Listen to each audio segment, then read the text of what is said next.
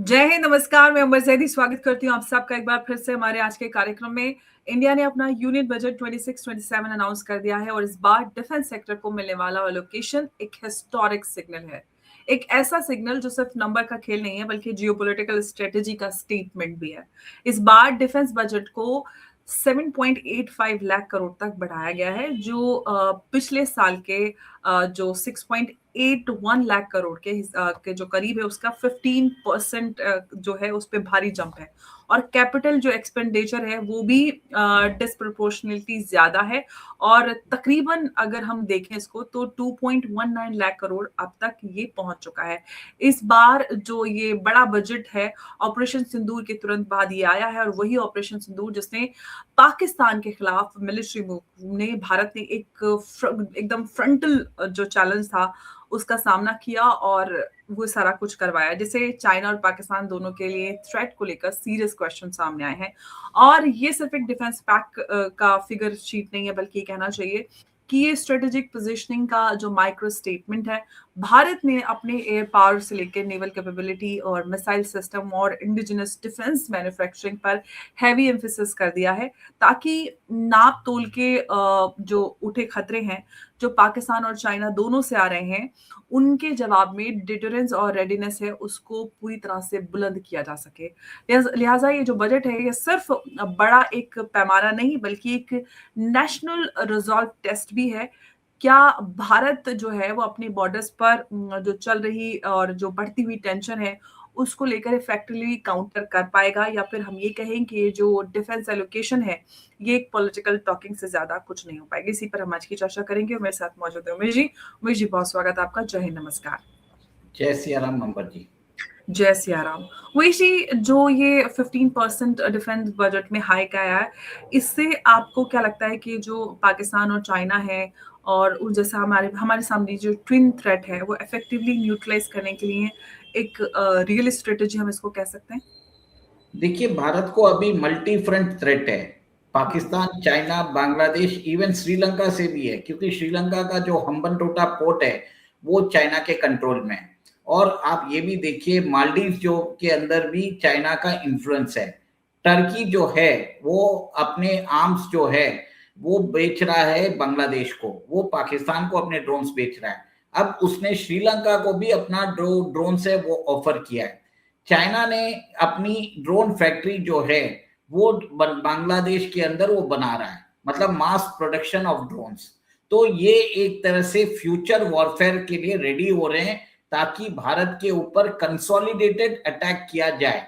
ये ये एक भूमिका बनती हुई नजर आ रही है। इसके लिए आर्मी ने बोला था कि यूनियन बजट में हमें 20% हाइक चाहिए, पर निर्मला सीतारामन ने उनको 15% ही दिया है। जो लास्ट ईयर बजट था, जो डिफेंस आउटले था, इट वाज 6.81 लाख करोड़, और इस साल जो आने वाला साल है उसमें 7.85 लाख करोड़ का उन्होंने एक प्रावधान रखा है। सबसे बड़ी बात यह है कि जैसे कैपिटल एक्सपेंडिचर है उसमें 21% की बढ़ोतरी की गई है। देखिए, हमारा जो बजट है 7.85 लाख करोड़, उसके अंदर अराउंड 50% हमारा जो कॉस्ट जो जाता है वो जाता है फॉर सैलरीज। जो हमारे आज के पर्सनल जो कर रहे हैं उनकी सुविधाओं के हिसाब से 50% गोज इनटू सैलरी, 22% हमारे पेंशन में जाते हैं।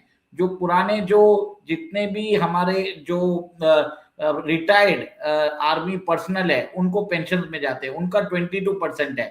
कैपिटल एक्सपेंडिचर जिसमें नए आर्म्स को हम प्रोक्योर करते हैं उसका जो क्वांटम है इट इज 28% ओनली, और उसमें भी 2,31,000 जो है वो हम नए इक्विपमेंट्स लेने वाले हैं।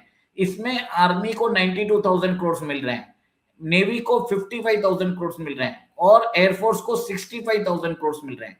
और 65,000 करोड़ में भी 63,000 करोड़ जो एयरफोर्स को मिल रहे हैं it is for acquiring new jets. तो कहीं ना कहीं मुझे लगता है जो 114 मल्टी रोल कॉम्बैट एयरक्राफ्ट की डील होनी है, जिसमें रफाल जो है हम डसॉल्ट एविएशन फ्रेंच कंपनी से लेने वाले हैं, शायद उसके लिए अलोकेट किया गया है।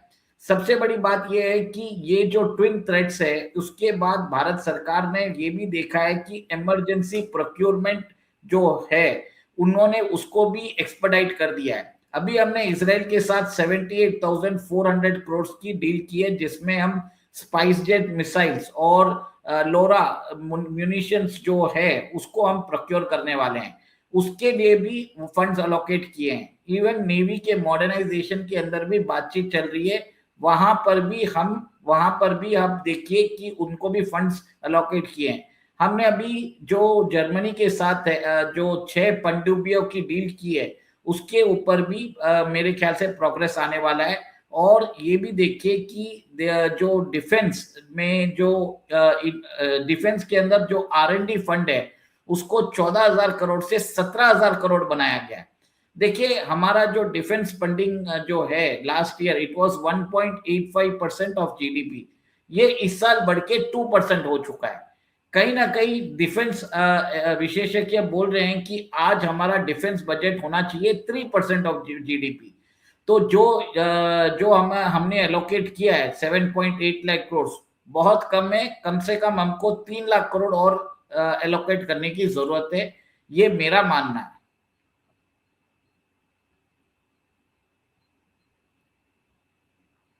आवाज जी, नहीं आ तो रही। उमेश जी यहाँ पे एक और सवाल मैं आपसे ये कहना चाहती हूँ कि उमेश जी ये है कि जो इंडिया का जो ये हम सारा कुछ डिफेंस एक्सपेंडिचर देखा और इतनी बड़ी हाइक जो है, ये काफी सारे सवाल यहाँ पर हमें निकल के आ रही है कि इंडिया की जो डिफेंस स्पेंडिंग है जो अभी भी जीडीपी का लगभग 2% है, जबकि हम स्ट्रेटेजिक एक्सपर्ट्स की बात करें तो उनका कहना है कि 2.5 से 3% की जरूरत है।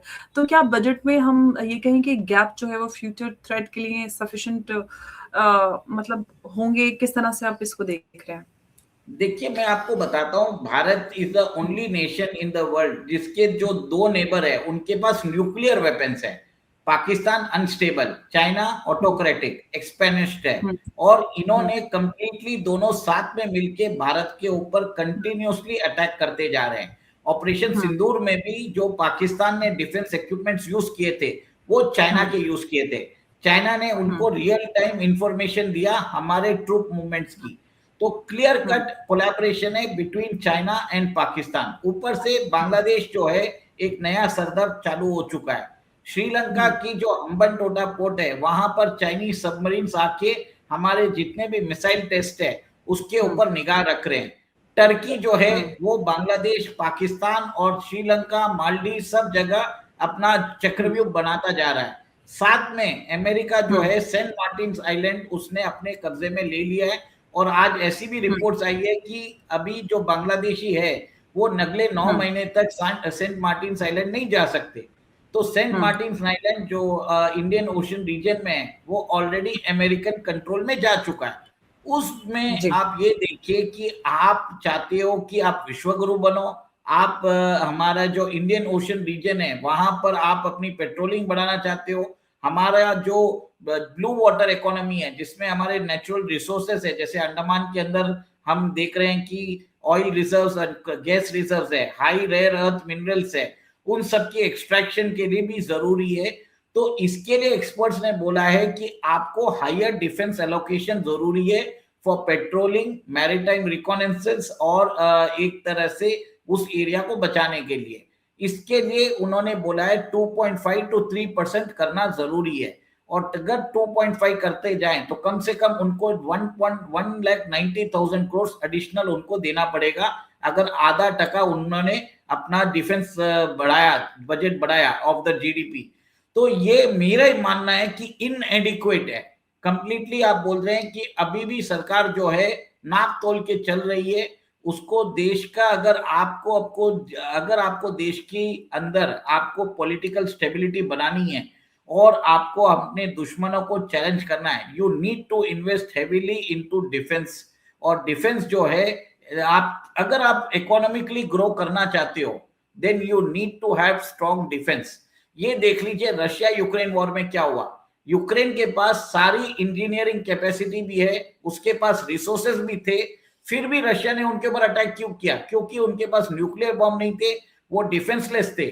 और ये एक चीज बताता है कि we need to invest heavily into defence. नहीं तो वेनेजुएला के पास भी नेचुरल रिसोर्सेस थे, पर उनके पास एक वर्किंग बिल्कुल उमेश जी, आप एकदम बात सही कह रहे हैं, लेकिन इसी से जुड़ा हुआ एक सवाल मेरे पास है कि जो पाकिस्तान और चाइना है वो दोनों अपनी जो मिलिट्री कैपेबिलिटीज हैं उसको बड़ी तेजी से अपग्रेड कर रहे हैं, लेकिन भारत जो है क्या जो हमारे सामने ये सारा कुछ, हालांकि बजट में काफी 15% हाइक हुआ है, क्या भारत स्ट्रेटेजिक बैलेंस मेंटेन कर पाएगा?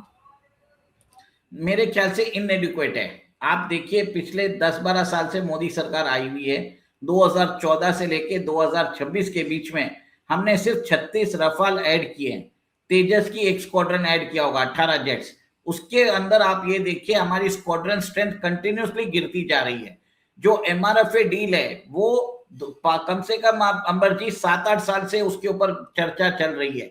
ये जो डील है 5 साल पहले कर लेना था, और आज आप अगर एमआरएफए डील में करते हो आपको 4.5 जनरेशन वाला एयरक्राफ्ट मिलेगा, वो भी आपको इमीडिएटली नहीं मिलने वाला, वो आपको आएगा 2032-33 तक।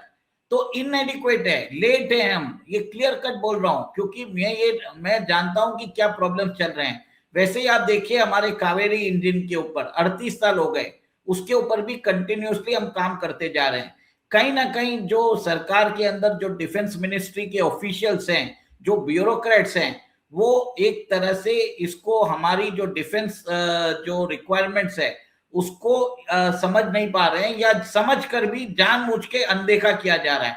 कंटिन्यूस मैसेजिंग आ रही है कि सुकोई 57 हम ले रहे हैं, कंटिन्यूस मैसेजिंग आ रही है कि हम इनसे बात कर रहे हैं, सिर्फ मैसेजिंग आ रहे हैं, डील्स अभी तक नहीं हो पा रहे हैं। ये सबसे बड़ा प्रॉब्लम हो रहा है। आज हमारी स्क्वाड्रन 29 स्क्वाड्रन हो चुकी है, आप सोचिए, ये एक तरह से सबसे कम है। 2005 में हमारे पास 40 स्क्वाड्रंस थे, आपको बता देता लेकिन हूँ। उमेश जी, उससे भी बढ़कर एक सवाल और ये है कि जो आप बात कर रहे हैं कि राफेल जेट से लेके सबमरीन, अनमैन्ड एरियल सिस्टम, सबकी तैयारी जल्दी जल्दी होती है, पर सबसे बड़ी बात ये है कि जो एक सपोर्ट इकोसिस्टम होता है जिसमें हम पायलट्स की बात करें, लॉजिस्टिक्स, ट्रेनिंग, R&D, इसको भी बड़ी तेजी से अपग्रेड किया जा रहा है या नहीं? ये भी तो सवाल है। देखिए उससे मैं उससे आपको एक चीज बताता हूँ, चाइना एक साल में वो 120 J-20 फाइटर एयरक्राफ्ट बना लेता है, 120 से 150, ठीक है।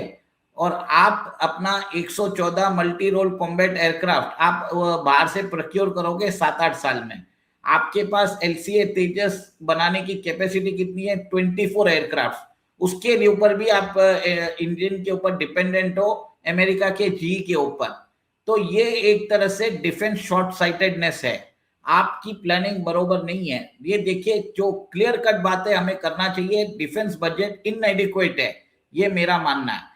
और हमारी जो डिफेंस मिनिस्ट्री है इसको समझना पड़ेगा कि उनको हायर अलोकेशन की मांग करनी चाहिए, और फिनेंस मिनिस्ट्री और प्राइम मिनिस्टर ऑफिस को भी समझना पड़ेगा कि आपको हायर अलोकेशन करने की जरूरत है, आपको हमारे डिफेंस सिस्टम्स बढ़ाने की जरूरत है, क्योंकि देश के ऊपर थ्रेट बढ़ता जा रहा है। आपकी इकोनॉमी स्ट्रांग हो रही है, आप अपनी इकोनॉमी के जब स्ट्रांग होती है उसी के हिसाब से आप डिफेंस एलोकेशन भी बढ़ा सकते हो।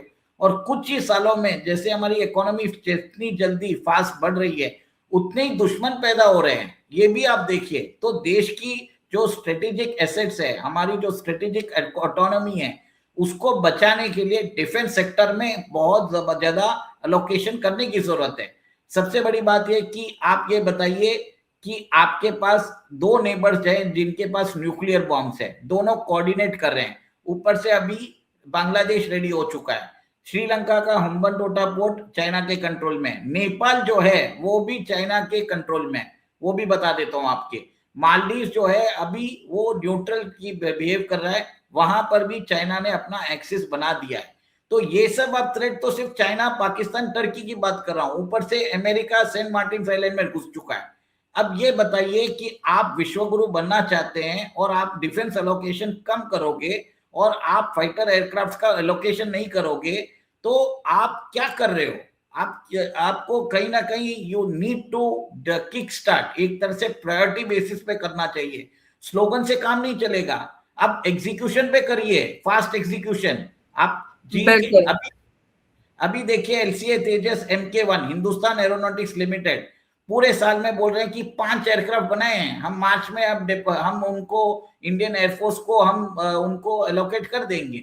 सोचिए 24 की कैपेसिटी है, 5 एयरक्राफ्ट बनाए हैं। जीटीआरई जो है डीआरडीओ की, जो फाइटर जेट इंजन बनाती है, 38 साल से करोड़ों रुपए झोंक दिए और अब वो प्राइवेट पार्टनरशिप के लिए फर्म्स को इनवाइट कर रही हैं। ये जो अक्ल थी उनको पहले क्यों नहीं आई? अब ये मेरा प्रश्न चिन्ह है। मेरे को ये प्रश्न पूछना है, ये सब चीज we need to ask strong questions. देश की अखंडता की सवाल की बात है, यहाँ पे पेट्रियोटिज्म, यहाँ पे बीजेपी एंटी बीजेपी कांग्रेस होने की जरूरत नहीं है। सबसे बड़ी बात यह है, कांग्रेस ने तो बंटाधार कर दिया था। हमारी जो एम्यूनिशन सप्लाई होनी चाहिए 40 डेज, वो 10 डेज पे आ चुकी थी। उन्होंने तो टोटली खत्म कर दिया है। मोदी सरकार ने अभी तक जो है, कांग्रेस ने जो गड्ढा खोदा था उसको भरा है, अभी तक नींव रखी है। अभी उसके ऊपर हमें इमारत बनाने की जरूरत है और इमारत हमें अभी स्ट्रेट फॉरवर्डली आपको बता रहा हूं, एग्जीक्यूशन फास्ट करने की जरूरत है और बिना पैसे के ये एग्जीक्यूशन हो नहीं सकता। आप सोच लीजिए 7.85 लाख करोड़ में आप 5.65 लाख करोड़ जो है आपकी सैलरीज और पेंशन में जा रही है। कैपिटल एक्सपेंडिचर कितना है? 2,19,000 करोड़। उससे ये एक तरह से ऊंट के मुंह में जीरा है। आपकी इकोनॉमी कितने की है? 4.1 ट्रिलियन डॉलर्स की है। और आप अपना डिफेंस बजट कितना दिया है फॉर कैपिटल अलोकेशन? अगर आप वो देखा जाए, it is hardly 25 billion dollars. आप सोचिए, नए हथियार खरीदने के लिए आपने 25 बिलियन डॉलर दिए हैं, बस 4.5। बिल्कुल सही जी।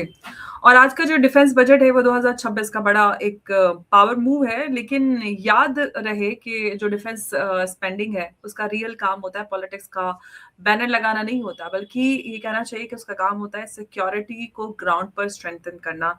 और 7.85 लाख करोड़ का जो नंबर है, सिर्फ ये एक नंबर नहीं बल्कि कहना चाहिए कि नेशनल जो विल है उसकी का डायरेक्शन भी दिखाता है, क्योंकि पाकिस्तान और चाइना जैसे जो हमारे पास थ्रेड्स हैं जो सामने यहाँ पर खड़े हैं और उनकी जो अपग्रेडेशन, उनकी तैयारियां हैं वो सामने नजर आती हैं। लेकिन एक बड़ा सवाल ये भी है कि और जो हवा में हमारे सामने लटका हुआ है कि ये कहीं जो बजट है वो गेम चेंजर बनेगा या नहीं, या फिर एक हम ये कहें कि कंफर्टेबल नंबर रहेगा जिसे हम हेडलाइंस में सेलिब्रेट करके वापस अपने अपने घर चले जाएंगे। और जो डिफेंस कैपेबिलिटी है वो जो है इन्वेस्टमेंट चाहती है और जो कंसिस्टेंट जो लॉन्ग टर्म विजन है उसके साथ आगे बढ़ती है।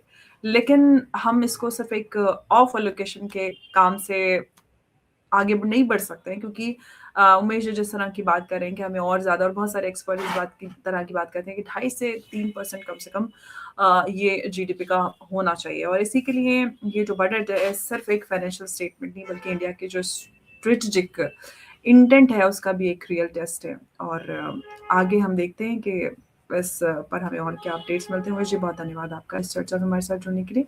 नमस्कार, जय हिंद, जय भारत। जय सिया राम। जय सिया राम उमेश जी, बहुत धन्यवाद।